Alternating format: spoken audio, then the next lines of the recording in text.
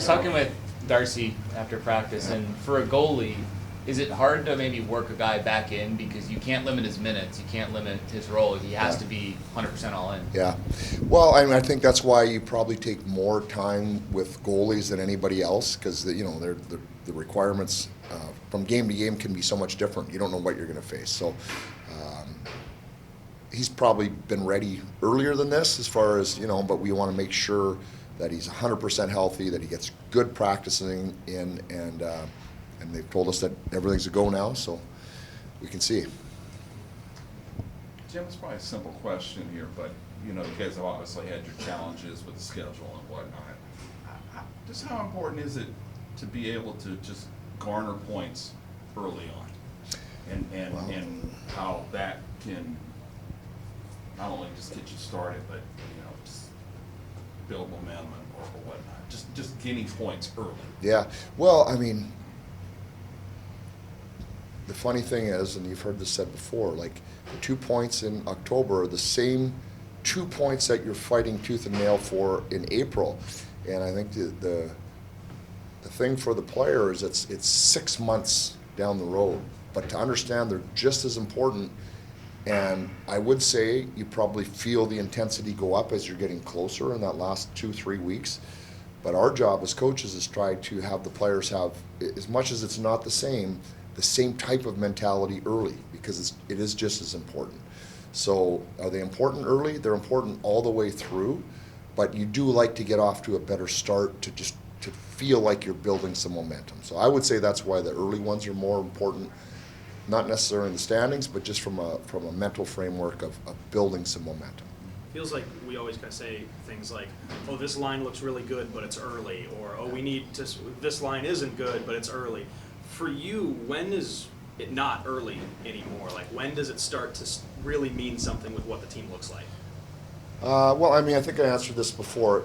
This season, the way it's set up, it's going to take a little bit longer because we haven't had a regular routine. So you want to have a regular routine and see what things look like. But I will say this: early, middle, late, every player, every line goes like this during the season. It's inevitable.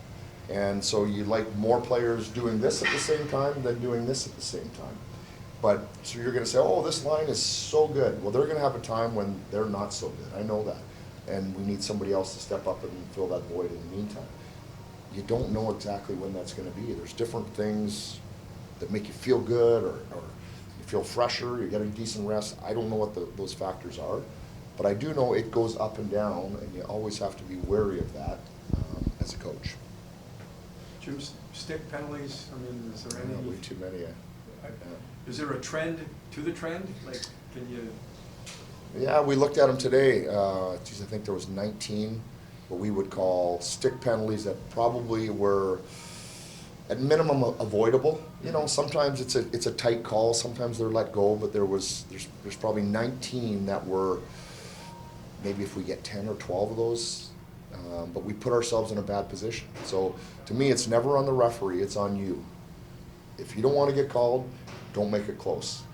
And the game happens fast, and nobody has, we had 2 last night that were unintentional, completely unintentional, but our sticks happened to be here and somebody, ran into it. So that's on us. Keep your stick down, it doesn't happen. Like you said, Turk's line, it may not sustain what they're doing right now. For 82 games, it can't. It's just not possible.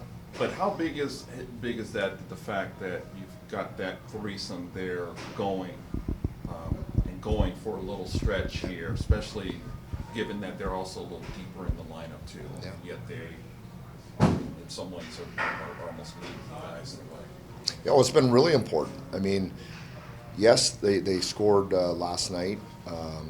Folks got one the other night too. But it's that, but it's also the energy and the momentum and getting the other team on their heels, even if you don't score. There's value in that for your bench. Sometimes you have long D-zone shifts. We always say, hey, we need an O-zone shift. We need to just get in there, whether we score or not, and just try to turn the momentum a little bit. And those guys have been really good at both those things. They've scored, yes, but they've also been in the O-zone, forechecked, hounded people, and just tried to tilt the ice just a little bit back in our favor. Jim, any particular thing that you see with some of the shifts getting extended too long, like, it seems, throws the rhythm off for a little bit? Yeah, there's a couple there, is, when we have a long D zone shift, second period in particular, and then the long PK shift there, which they ended up ultimately scoring on. So that really, I was looking at that too. Gabby was way up, and Phil and Morsey, and Gabby happened to be on two of those. So sometimes it's a product of just not being able to get off the ice and being out there for, I think, 1 minute and 45 seconds. That's going to drive you up.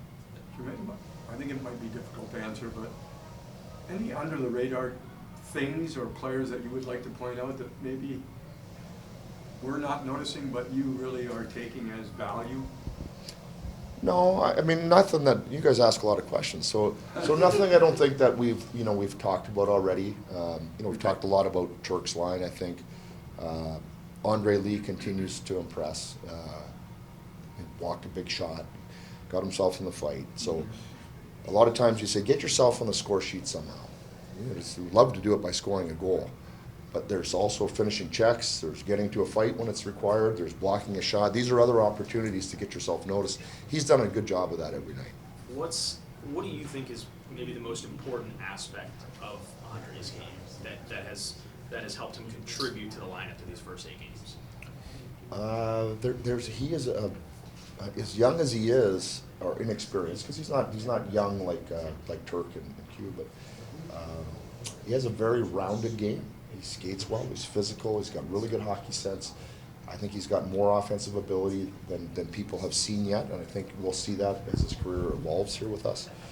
So he just doesn't have a lot of holes in his game, and that gets some trust from the coach, and he'll get a chance to play more as he keeps going.